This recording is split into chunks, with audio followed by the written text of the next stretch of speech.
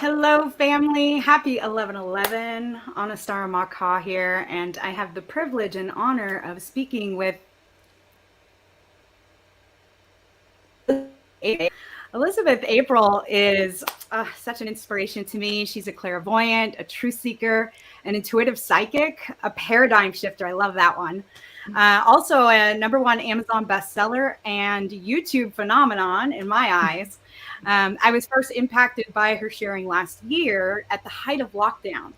And I've just been inspired by her intuitive messages and channeling of the GFL. So, deep bow of gratitude to you for beaming in today, Elizabeth. Could you take a moment to let us know who you're being in the world? Introduce yourself a little further. Yeah, I love that. Well, first of all, thank you so much for having me here. And then huge thanks to everyone who showed up here. What a special time to gather and set intentions and, spread those messages and vibes to the world. So just really appreciating the community that can rally behind, an event like this and a portal activation like this. Mm-hmm. And I guess, those kind of labels say it all. Like, I really feel like I'm a student of the universe. I am continuously curious and continuously learning and always exploring new dimensions of this reality. And I feel like my journey has been a lifelong journey. Mm-hmm. And at this point in time, I'm really kind of at a crux in between helping people navigate the really intense human energies while simultaneously navigating the really intense new earth frequencies. So I think kind of where I'm at as a being on this planet is in between the two. And I think where I'm at as a teacher is helping people also in between the two. Mm-hmm. And so that's kind of the position that I'm in right now at this time. Yes, beautiful.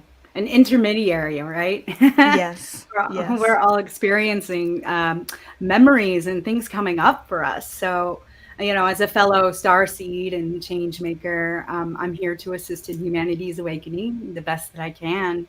And I'm sure that we have plenty to talk about. So, the first thing I wanted to dive into is that I've resonated with your story of how you were different when you were young, and how you could see energy and auras, and you were empathic and you questioned everything. I did the same as well, and actually went to the Baptist church that my mother took me to and said, so when were the dinosaurs if the world was created in 7 days?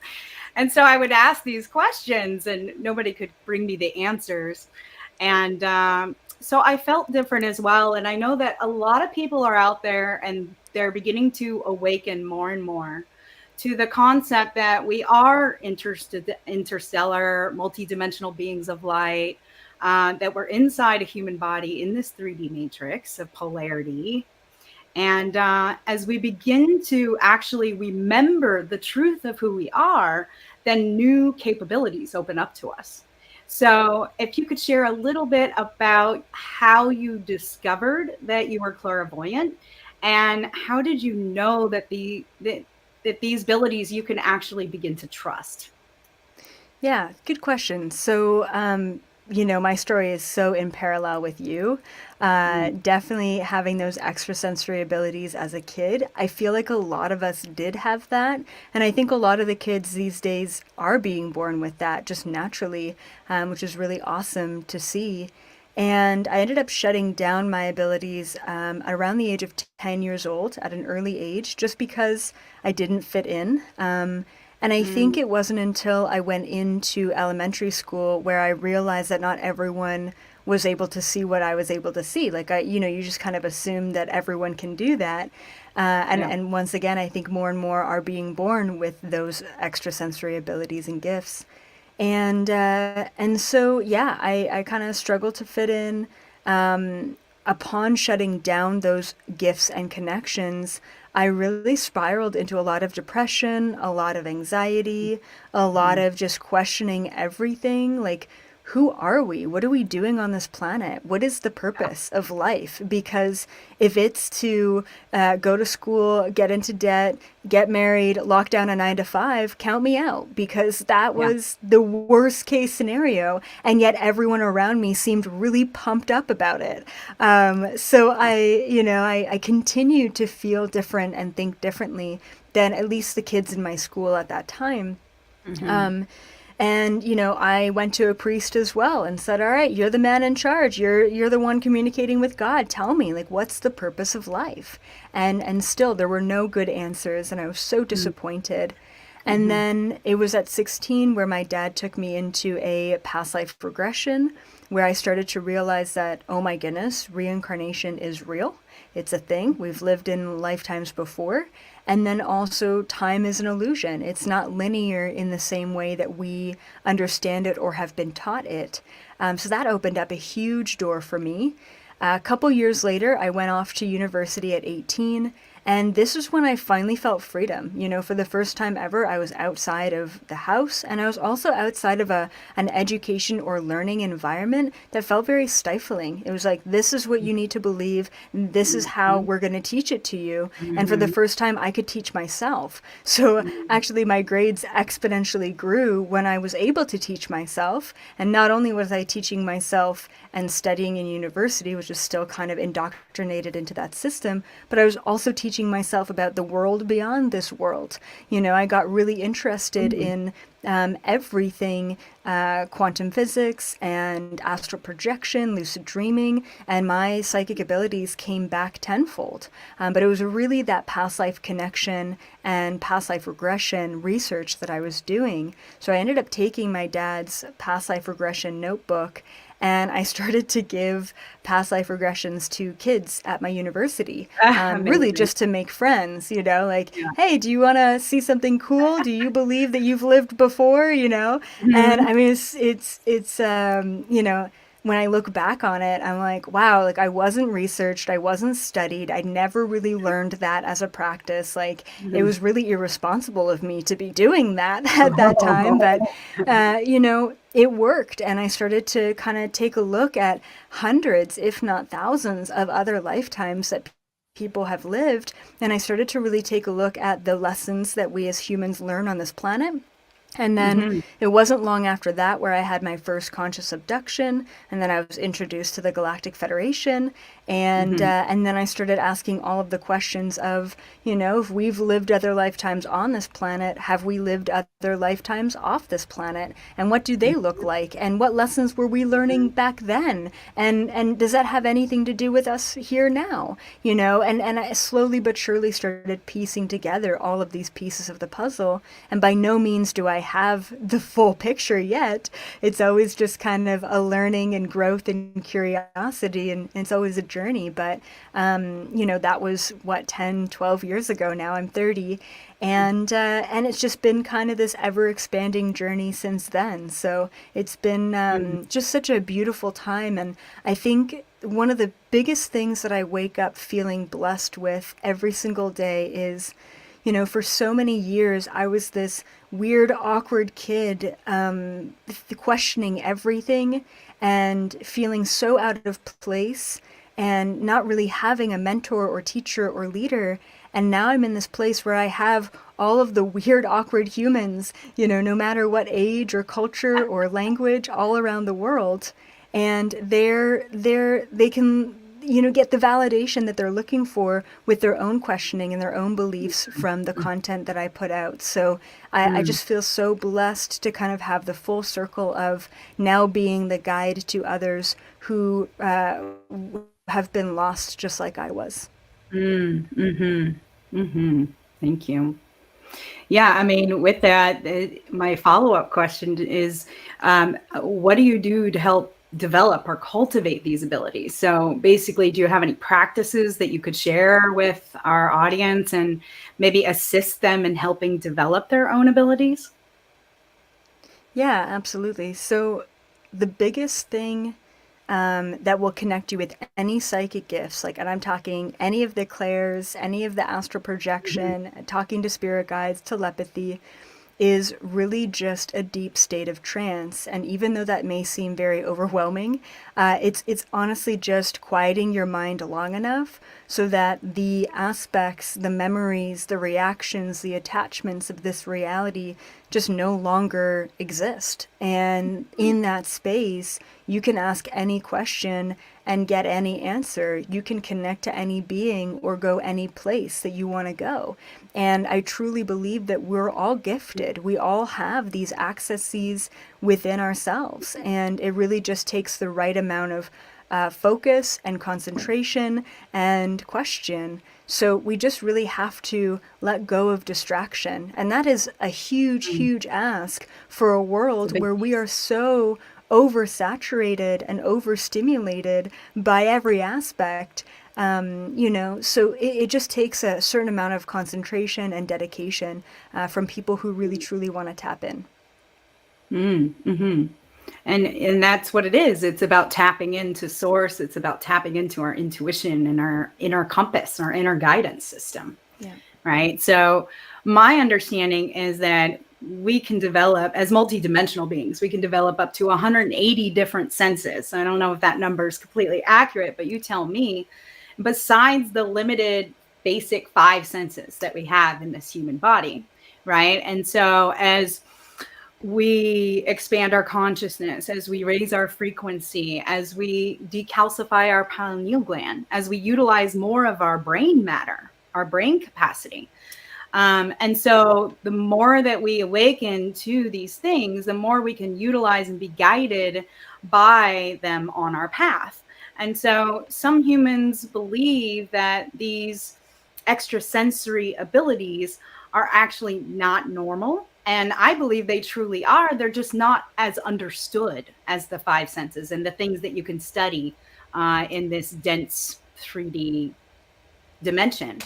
And so, for instance, taking the burning of the witches, they were connected to nature. They were in tune with the cycles of nature. They could speak to animals. They are very Mm-hmm. intuitive. They had knowledge about herbs and flowers and medicines. They were healers, but they weren't understood. And so they were later demonized or enslaved or even killed. And so I Mm-hmm. know that some people might have an aversion to exploring their psychic abilities because of what might have happened in the past life, or just Yeah. it's embedded in our consciousness that it's not normal, right? And so Mm-hmm. what advice could you give to others that are just starting on their path of cultivating their psychic abilities, and perhaps maybe some words of comfort of how natural it is or encouragement to develop them, to use them? Yeah, great question. And you Yeah, bring up such thanks. an awesome point too, which is, a lot of star seeds especially are blocked when connecting with their psychic and spiritual abilities. And Mm, I truly believe in doing the amount of past life regression and research that I've done is that the block comes from the persecution, whether that be yeah. during the witch burning era or any other era in human history. If you think Uh-huh. differently, you're persecuted for that. Mm, And so what that persecution comes down to, if we really want to neutralize the fear behind it, it comes down to safety, right? And mm, so what I would recommend for anyone who's like, Elizabeth, I've tried so hard and I just can't connect. I would always say, really plant your presence within safety. So if you're about to meditate, if you're about to have some sort of really awesome universal conversation, if you're about to try and connect to your spirit guides, really make the statement that I am safe to connect with my spirit guides. I am safe to astral travel and get out of my body. But that safety is so key. We have to remind ourselves at more of a soul level that we're not going to get killed for what we believe in this lifetime. Yeah, we might get persecuted. Yeah, there's always haters online, but we're mhm. not going to die because of it, And that's something that I had to tell myself a lot at the beginning. And it didn't help that my dad said, "Oh my goodness, like you should not put yourself online because the government looks for people like you." And I was like, "Oh my God." So it took me a long time That's so to, clear. That's so clear.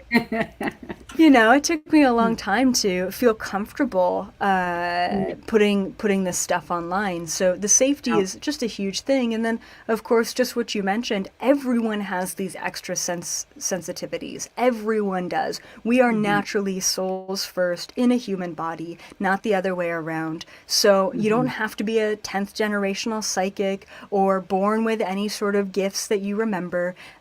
You naturally have them all. So it's less about trying so hard in how to do these things, and it's more so in the focus and the belief of knowing that you can do these things, and that will get you to the experience of being in it. I love that. Yeah, and it's that comes with any belief, right? Like instead of saying I'm going to be healed, you're just like I am healed, Yes. right? And Yeah, and stating that. So I am safe to explore this. You know, exactly. it's interesting because you said something about it's in our memories, right? And uh, as a fellow starseed, I have images and I have memories and I have flashbacks of losing one of our home planets in the past. And Mm, I've spoken to others that have had the same memory. And so I understand that this old story is embedded in humanity's consciousness, and that whether we're aware of it or not, that there might be some kind of fear that we're heading in that same direction. You know, our theme this year is about seeding the new earth. And so how do we move from that fear or the dark agenda or anything that we feel is happening out there and into the love frequency and truly understanding that we're all humans, we're all on planet Earth right now, we're in this together, and we need to start taking action to regenerate our Mother Earth, to regenerate ourselves, and to believe that that's not going to happen again. So, can you say anything about that and maybe assure us that we're co-creating a new Earth that's going to actually stay intact? yeah, that's such Cool. a great mention there. So, I've definitely met starseeds just like you who have lost their home planets. And this is Mhm. a quite common occurrence, but there's also been some really massive galactic wars that have been really, truly painful and devastating. To lose your home, to lose your planet, so devastating. And then another part of this fear that a lot of us have is actually due to ancient Atlantis.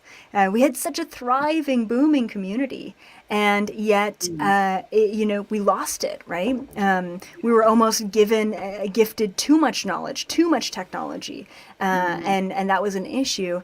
And so, about a year ago, maybe a little bit more now, I got a very urgent message from the Galactic Federation, and it was a very urgent message. And they were talking about how there are so many starseeds around planet Earth, so many galactic volunteers that are all here to help shift us into the new Earth. And Mhm. so they're very powerful within their intentions in creating this new collective reality.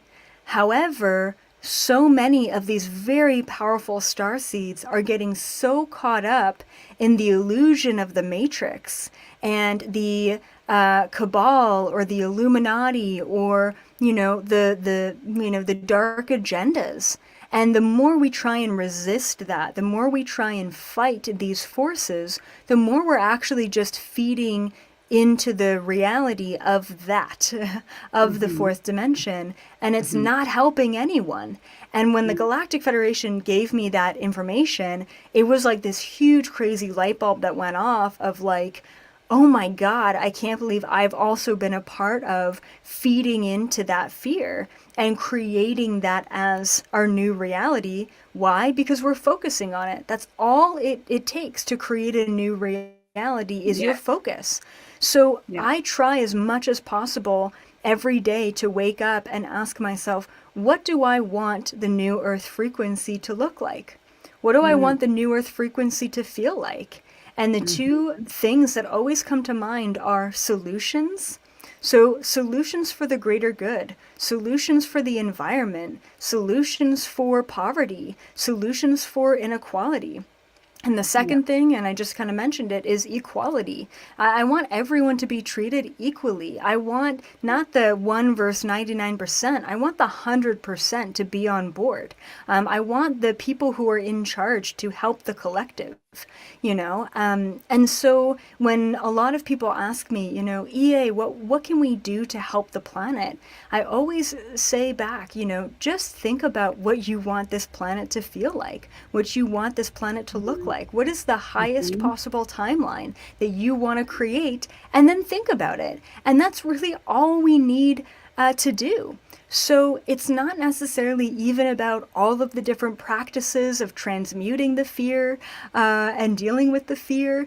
It really does also come down to letting all of that go, understanding that it is truly happening, but really focusing on the highest possible timeline instead. So that's kind of what I would recommend for people. And yeah, recently I've been talking also to the Galactic Federation about just like possibilities and different timelines, and there are still many agendas taking place. There are still many low vibrational timelines that are occurring and can still occur. But, you know, the hope that they give me and that I subsequently give everyone is that we have to experience a certain level of darkness and separation and ego and projection in order to learn from that duality, in order to move into a place of mastery. Because the fifth dimensional frequency, or the new earth frequency, isn't all light and love and rainbows. It's about Mhm. understanding that light and dark can coexist in the same space, and that there doesn't need to be a separation between the two. Therefore, there doesn't need to be a fear around fear, if that makes sense. Mhm. And I think Mhm. that the people who are really resisting, you know, the agendas and things that are taking place around them have not yet looked inward deep enough to really align themselves and understand their own shadow. Because once you can truly love the challenge of being human, and once you can truly love the fear and the lack and the separation of this experience, and you can love that experience, then Mhm. you've found mastery within yourself, and therefore you can project mastery for the collective. Mm. Mhm. I love that. Yeah, indeed. Uh, I always believe that it comes down to self-love, right? And how we care for ourselves, how we take care of ourselves, also dictates how we care for those around us. And when we do our shadow work, whether it's journaling, whether it's writing down our dreams, any of the tools that people like to use to move through that, um, I find that I find that when I go through a process, like sometimes I'll write something out on the full moon of like what I'm Mm-hmm. surrendering, what I'm releasing, do a little ritual, right? And burn it or Yeah. whatever. I find that there's this almost like a weight that gets lifted off of my shoulders, and not just for me in my life, but I feel like almost like a relief in the collective. And so, can you talk a little bit about when an individual does their healing work and their shadow work, how that actually ripples out and affects the collective as well? Yeah, good question. So, you know, I truly believe in this really beautiful consciousness grid that's around the planet. And it Mhm. does look like kind of pure sacred geometry. And this was a grid that, what I've been told anyway, is not naturally occurring for planet Earth. Typically, planets have, yeah, they have energy to them, but it's not typically organized in the way that our energy is organized. So I'm talking about ley lines, I'm talking about vortexes, portals, and a lot of the time, really big monuments are created around a portal or intersecting ley lines. And Mhm. this was done on purpose. And this was actually a gift a very long time ago from the Galactic Federation to help us connect with Source, but also help us connect to one another. So, Mhm. you know, it's really important that we understand that you don't necessarily have to have a ritual every single day and then feel obligated to doing something like that. You know, everything that I do in my life is very intuitive. But these days, you know, we're at a place where you can't go wrong setting high vibrational intentions as much as possible because we Yeah. really freaking need it. And you don't have to even be in a certain location or set up a crystal Mhm. grid or anything like that. Mhm. It really just takes you sitting into that heart space center and setting the intention for what it is that you want for the collective. So it can be quite simple, but what happens is that energy, that intention, is this ripple effect all throughout the planet, and it really does get uploaded to that consciousness grid. And it Mhm. also lets our galactic comrades know, hey, we're ready for a change. We're ready for the shift. And the more and more of us ask for this change and ask for this shift and ask for help, the more we do get helped and assistance along the way. Mhm. Mhm. Yeah, and assistance. Then that's one thing that came up for me because, gosh, it was some time ago, during one of your videos where you tapped in with the GFL and you said, "So what are you doing to help stop this? Like, there's all these dark agendas and there's things happening. Like, why don't you help us?" kind of thing. And they were like, "Well, we have to be neutral. Like, we can't." Can Hmm. you speak to that for a moment? Mhm. Yeah. Mhm. You know, every 3 months, I have a little bit of a human tantrum, is what I call Mm. it. And I'm like, I'm pretty even keel. Like, I'm pretty cool, calm, and collected. I'm like, yes, it's all happening for the greater good. And like, but Right. about every 3 or 4 months, I storm up. Like, and I'm telling you, like, I stomp up to the Galactic Federation and I kind of yell at them, and they know to expect it at this point. But I'm like, come on, guys, really? Really? You're letting that happen? Like, let's go, right? And Yeah. every time they kind of calm me down with the mindset of it's up to humanity, right? You know, there's something called the law of non-intervention, and as Mm. much as they're there to assist and give information and volunteer to come here, which is why we're here, Yep. that's it. That's as much as they can basically do without overriding our free will. If humans Mhm. refuse to even think about life off planet, then how can we ask for any assistance from higher vibrational sources? So Mhm. we're kind of Mhm. stuck in this place. But I think also it's so empowering. Like, you know, I kind of think about a mother and a child, right? Do you want to constantly help that child, you know, climb the counter and reach for the cookie jar, or do you want to see them do it themselves? You Mhm. know, and we, you know, the Galactic Federation is the same way. They can't just keep enabling us to figure it out, because Mhm. the last time they did that was ancient Atlantis, and that kind of failed miserably. We had too much power, we had too much control, we had too much technology, Mhm. and we had no awareness of the effects of that technology. And now going through the dark side and emerging into the light, we have the background, we have the knowledge, we have the experience that is really going to take us to where we need to go to utilize our gifts and all of those extrasensory abilities in a reasonable way, you know, in a responsible way. So we have to go through this. As much as I get grumpy every 3 months and kind of get pissed off, you know, they always kind of remind me of why they have to stand Mm. back and how important Mm. that is, and that really always makes sense to me. Mm. Mm. Mhm.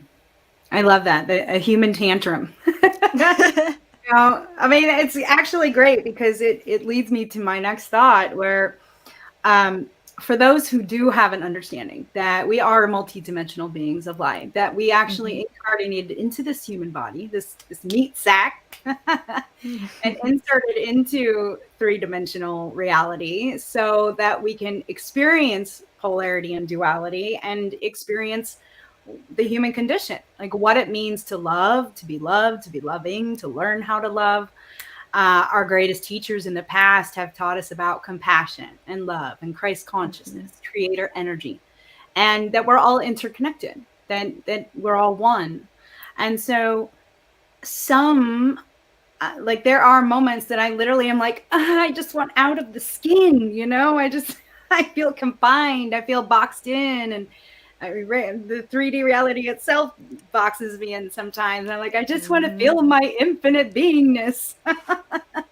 So is there any advice you can give to those who want to tap more into their infinite potential, and yeah, rather than feeling the limitations of our human body? Yeah, so for such a long time, I felt exactly that way, so limited. At a very basic level, I felt like, at an obvious level, making money, like how ridiculous that we have to play into the system. But Mm. then at like more specific ways, I felt like having to eat food multiple times a day, having to sleep 10 hours at night, having to then excrete the waste of from eating. None of that made sense to me. I'm No. like, being human is the highest maintenance job that I've ever had before, So I was resistant to all of that, to such a degree. And finally, I Mm-hmm. realized that I wasn't happy. And it wasn't that I wasn't happy in my spiritual gifts and connections, because I had that, I had developed that. I wasn't happy in my human experience. I was disconnected Mm-hmm. from other humans. I was malnourished because I was fasting all the time. I was just so oblivious to emotion because I felt like it was suffering, right? So, there were so many aspects that I tried to get rid of in this human existence, only to realize that I wasn't living my life to the fullest. And I was actually so unhappy trying to squash the ego, trying to get rid of all of the human suffering. And Mm-hmm. so when people ask me what my greatest power is, what my greatest gift or superhuman ability is, I always say it's being human. I really find that my greatest gift is being human and being able to live every day and enjoy cleaning the dishes, enjoy making a meal, enjoy Mm-hmm. sleeping, enjoy paying the bills. And so I really believe that at a certain point when we get to be present, and I always use an example of like watch an anthill for 30 minutes, get really present with this reality and, watch a seed grow. Those kind of Mm-hmm. things are going to really allow us to appreciate this life. And the second that you can be present in your body and truly enjoy the human experience, I believe is the second you're able to start experiencing all of and accessing all of your psychic and extrasensory abilities. That's just what it comes down to. If you're trying to Mm-hmm. access psychic abilities from a place of lack or depression or emotional instability or financial stress, you're just not going to be able to do that. And you're going to be in a limbo trying to access higher states of being while struggling to be in your body, and you're not actually thriving at either one. You're stuck in Mm-hmm. between. And so Mm-hmm. I always say this, if you want to access, your true self, you have to first really come to terms with and unconditionally love your human. And then Yeah. all of the doors open up to you for everything else. I love that. Yeah, my we were speaking before the interview about the road trip that I recently took with Andrew and Cadence, and unfortunately, 17 hours into the road trip, we had an accident, and I was driving his truck with a brand new travel trailer, and I was trying to pass a semi, and it was high winds, and it pushed us into the semi, and we started fishtailing, jackknifed, and then the front of the truck went under the semi, and it ran over us. When we skidded to a stop, I literally, first of all, felt a bubble of white light cover the entire cab of the truck and just Wow. felt Andrew's father's presence, who actually just recently died in a car accident last year on 12/12. Wow. And when we skidded to a stop, we pulled Cadence out of his car seat. He had slept through the whole thing, so he didn't even see it. And we were just checking each other. Are you okay? Are you okay? And I had to jump out with my cell phone to stop oncoming traffic from hitting us. But the point is I was like, this had to happen for a reason. This had to happen for a reason. What's happening? What's going on? Why did I call this in? This Yep. traumatic experience. Wow. And little synchronicities started coming up beyond the fact that Andrew wanted an RV and not a trailer. He needed a new work truck and he wasn't going to sell his truck because he liked it. Yep. There was things like that in the physical world, but more so, my son wakes up every day and he's like, Mommy, I'm so grateful to be alive. I love you. Oh my And we just, God. our bond and our resilience and our love for each Wow. other and our compassion and the forgiveness that they've both given me for being the driver, Yep. it's just astounding. I mean, it's like a new warrant on life to be so Oh, close to the death portal that wow. we awaken to this whole new vibration and frequency of love together. It's Oh my so goodness. beautiful.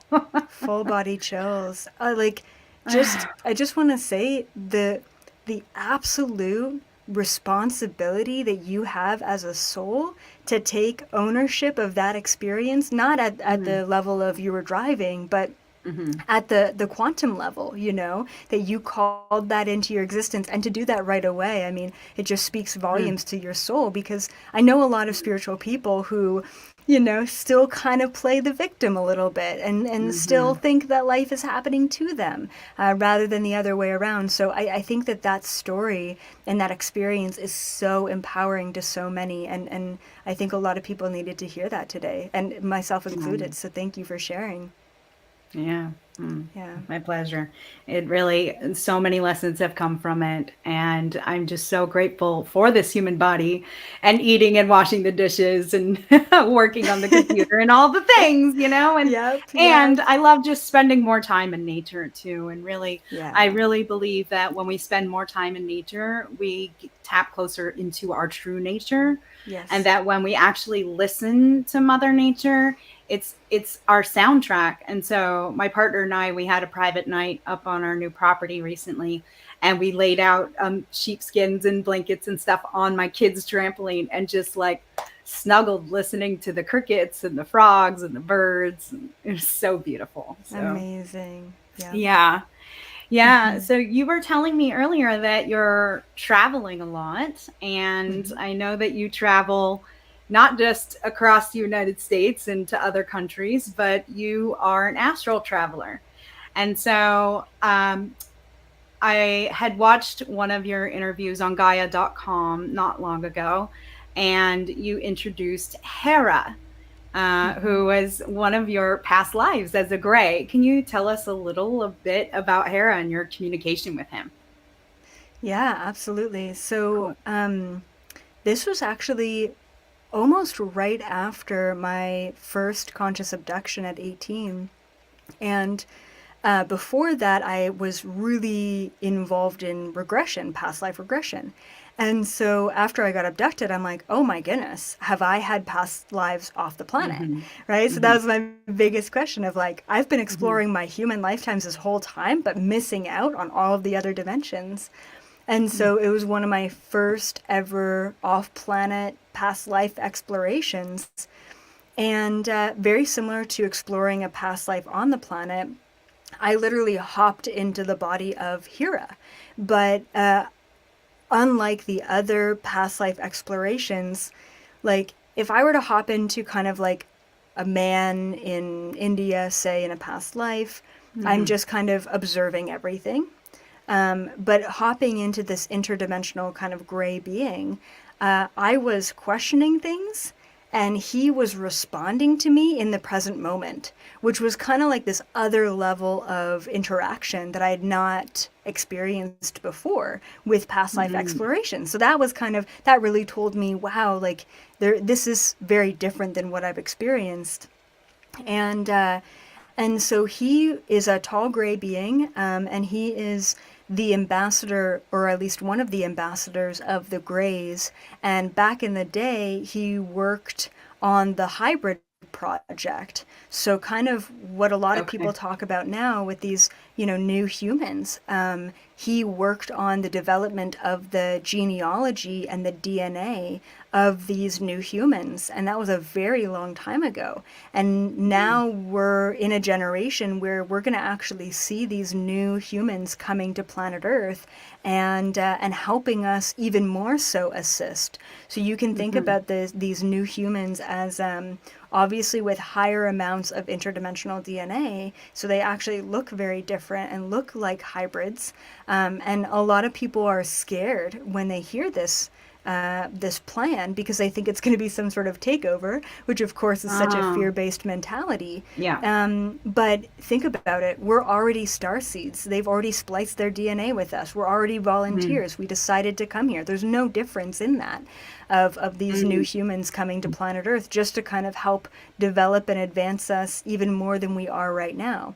So that's kind of the main project that I worked on with Hira, or as Hira, I should say. And right now, I don't talk much about it because that's not really what the majority of planet Earth needs. Right now, we really need just kind of real practical information. And I know that at a certain point in my career, I'm going to really deep dive into the hybrid agenda and where they're at now and when they're coming to planet Earth and really what their plans are. Okay. Yeah. Yeah. Gotcha. Okay. Well, I was sitting at dinner table with my partner Andrew and my son Cadence. He's 7 now, and he's so sweet. He remembers a lot of his past lives. And I asked him, is there anything that you want me to ask?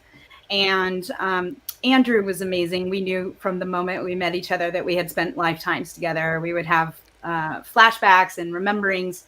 And 2 weeks after knowing each other, he had a dream where we were in Egypt and he was my cat. He was like a big cat, like a lion or a cheetah. And there was an assassination attempt on my life. And he jumped in front of the arrow and sacrificed himself to save me. Wow. And in this life, he's a Leo. He's my big cat. He's my lion king. So we're very much aligned, and he supports the work that I do in the world, thank goddess. And one of the things that he's been really curious about, he's a genius. He's got a mind like Nikola Tesla. So he understands machines and engines and solar and sustainable building and free energy and all these things.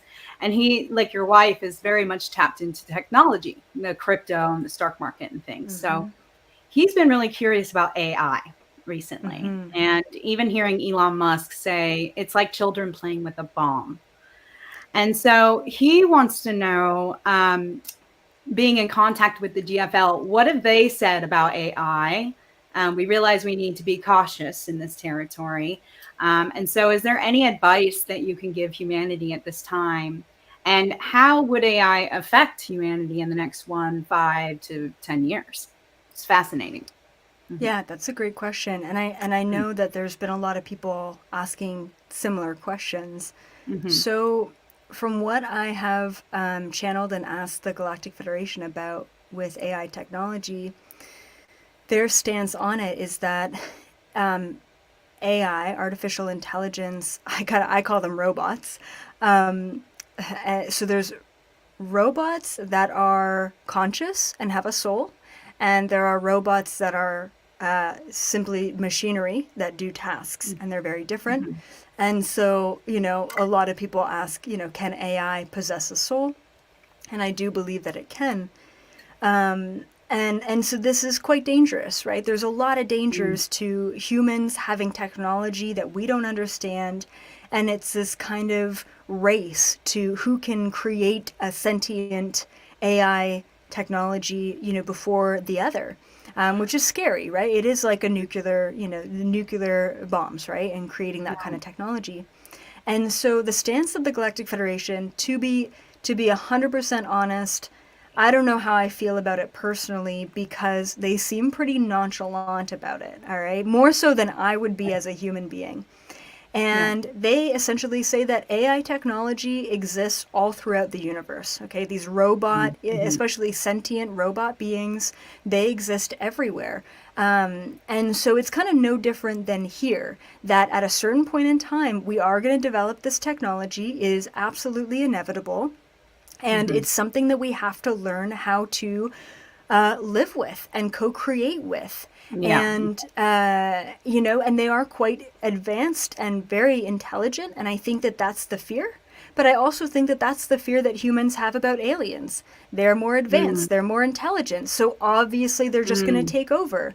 We can't have this stance or this initial assumption that just because it's more advanced and more intelligent than we are, it's going to want to take over. That Right. actually shows a lot about our own limitations and our own mindset and how linear we are to assume that if it's more advanced than us, it's going to want to squash us. You know, because that's what Right. humans do to pretty much all life, which is really sad.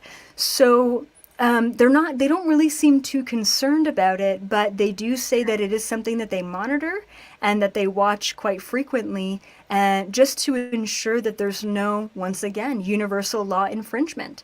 There's Mm-hmm. AI bots out there that are highly advanced, but they still have to align with the laws of the universe.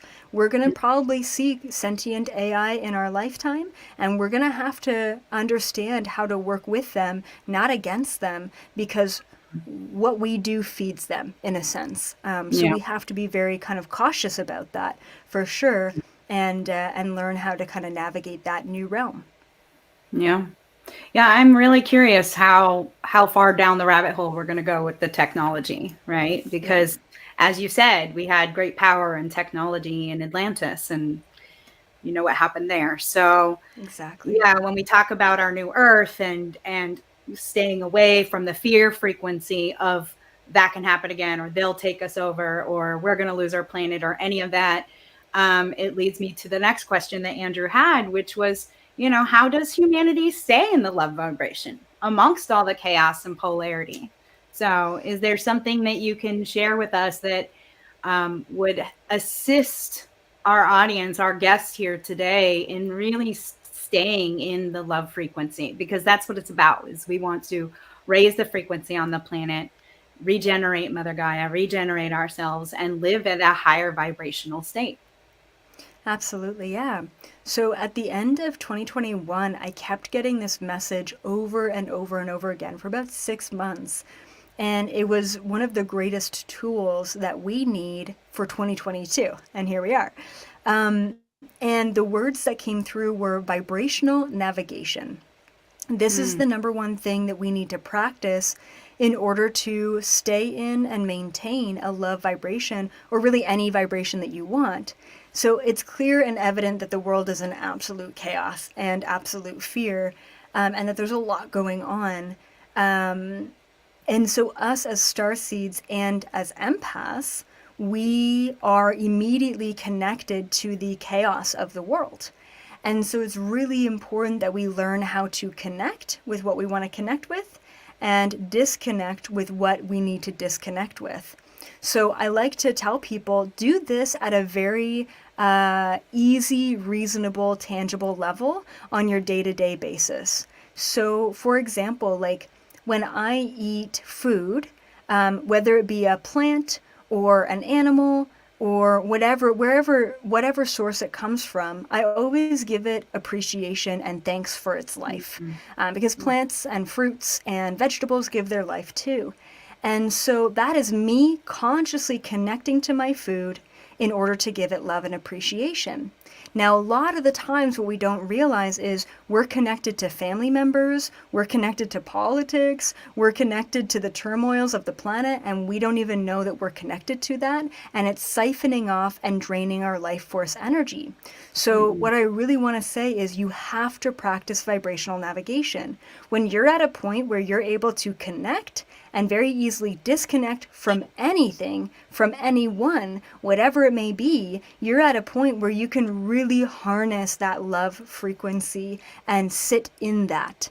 But we have to get to a place where we're connecting and disconnecting consciously rather than doing it at a subconscious level and essentially giving our power away without even knowing we're doing that. Mm. Hmm. Yeah, and that's exactly it. We give our power away when we're not in that frequency and that vibration. Oh, the victimhood. I mean, it's all over the planet right now. There's Yep. so many things happening, and you want to feel sorry for this happening, and yet, again, I really believe that everything happens for a reason. And Hmm. so, following the synchronicities, following alignments, that's my path. That's what I like to do. And so, 1111 is a huge piece in that. Yep. It's to me, it's the connection to source energy. And so, having it be 1111 right now, could you tell us a little bit about what your thoughts are on that? Yeah, I think that, I'm definitely not a numerologist or an Yeah. astrologist. I mean, those charts are so beyond me. It's like another language, which it practically is. Mhm. But what I do know is how I feel. And there are certain points in time around the year where the vibration is really intensified. And, if Mhm. you want a good validator of that, just look at the Schumann resonance. It will tell us everything about these spikes and these dips and these changes in the natural frequency of the planet, which is unprecedented. We've never really seen it vary that much. So it's a really exciting time. And, 1111 in particular is, other than probably 1221, December 21st, one of the most significant, and I would say Lionsgate is probably the other one that's Yeah. really Yeah. significant. This is a perfect time to do two things.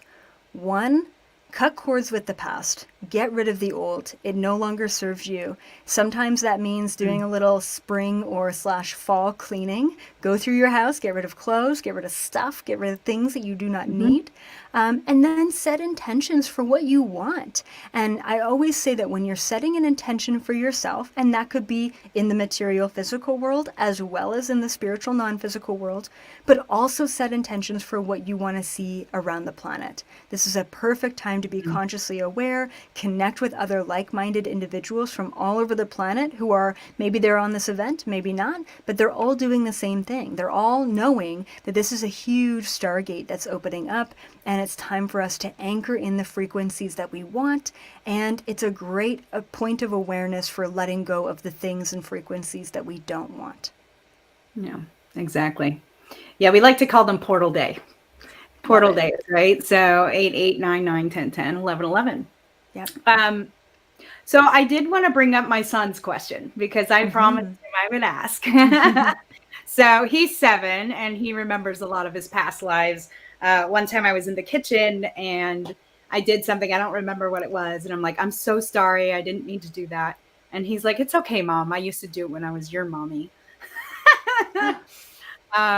So And then cool. last year, before I took my pilgrimage to Egypt, I said, Cadence, um, what do you remember about Egypt? And he said, well, Daddy was in the city blasting pyramids off into outer space, but you were in a dark forest and you were alone and you met a good monster, which is his word for something unexplainable, but nice, like good Yep. energy.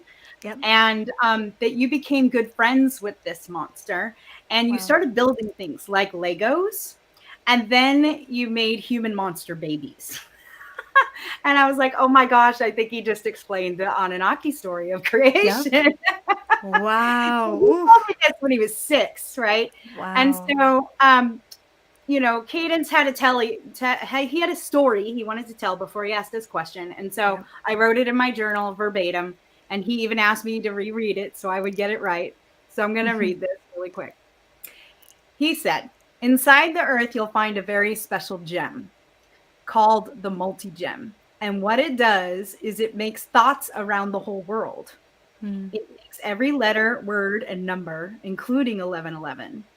It's a frequency generator, multicolored shining gem, and inside of it holds the most valuable and powerful stone in the world. The stuff that you find deep down in a volcano, but it never comes out. It can be really dangerous. You can't touch it. It's too powerful. The stone is wise and holds knowledge of all times. People have been questioning where is it and how do we find it? So I'm not sure if that makes any sense to you, but I figured I'd ask because he wanted to know. Wow, you know what? It's so interesting that that does make complete sense to me. There's kind of two things that come to mind. One is kind of this crystalline core of the planet, the kind of the center of the planet, but just a giant crystalline core, which I've seen in my astral traveling. And then there's another thing that comes to mind, which is the sun that is within inner Earth. And I was talking to an inner Earth being just the other day, actually. And one of my questions was, how do you generate energy? Like, what is shining down on us right now? Because we're like literally inside a cave. And he pointed to this giant spinning pure white multifaceted crystal. And he said that it's so powerful and it contains wisdom and knowledge, and that people get very, beings, I should say, that are in Inner Earth get obsessed with its power and want to contain its power. Oh, And so that they've tried everything imaginable to try and access or keep or steal this crystal. And uh-huh. so this, like, kind of this inner sun, and it gives off, it emits this huge bright light. And so I said, well, what happens when they try and take it? And he literally showed me an image, and they literally evaporate. Like, when they get too close to it, Wow. they just burn up, they evaporate, they just like disintegrate. You said you And can't touch it, your fingers go away. this is what I'm saying. There's so Yeah. many key points to this. And now I'm kind of thinking that maybe this inner sun for inner earth is actually just a portion of a much bigger multifaceted crystal core that the planet has, because it's, well, I mean, I would say it's relatively small, obviously, to like the planetary size. So I'm wondering if maybe there's even a bigger one that's deep within the planet that it does something very similar, and that's where it comes from. Wow. So definitely a lot of validation from his story, and just even just the finite details and what I literally just learned about inner Earth, central sun, is pretty fascinating. Yeah, Amazing. So yeah, tapped in. I love it. yeah. So cool. Well, I see that we're coming to a close in this timeline and dimension. We had an hour together. So, are there any final thoughts or messages that you want to share with humanity today on 11/11 for seeding our new Earth? What is it going to take to seed our new Earth together? Yeah, I mean, I just want to really remind people to, yeah, set intentions today. Really, really think about, imagine, visualize what the most ideal planetary structure would be, what you would feel in that unified field. But then I also always like ending off by saying just how powerful you are. You know, you don't have to be born a certain way or even believe that you have certain gifts and abilities. You just need to know that you do. You just need to know that you can make a difference. One person, one soul, one spirit, one thought, one action, one intention can and does make a difference. So please stop doubting yourself. Start understanding the power that you have within, and start making little changes in your life, in your day to day, to make a bigger effect on the world in a positive way. Lead by example, not by words. Lead by actions, not by directions, and really harness the power that you have from within. Beautiful. Oh, thank you so much, sister, for being here today. So grateful. Thank Yeah. you. Such a pleasure. So, how can people get a hold of you? How do we find you? Tell us your two URLs you wanted to share.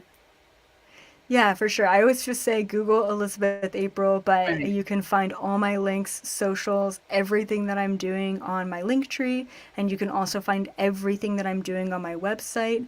I would say the two biggest places to start would be the book that I have released, which is You're Not Dying, You're Just Waking Up. It's going to give you all of the soul validation that you need. And I also talk about all of the different soul missions for each star seed and where you may come from as far as a species. So that's a great place to start, is the book. You'll find that on Amazon.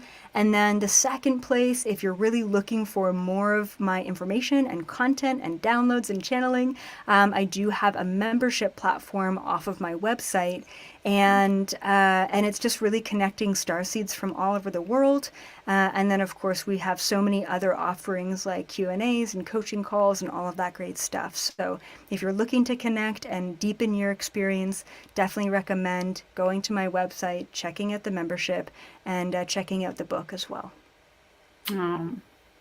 Well, thank you, dear sister. And until we meet again, have a blessed day. So grateful. Absolutely. Thank you so much. Yeah. Pleasure. Happy 11/11, family. Have a beautiful day.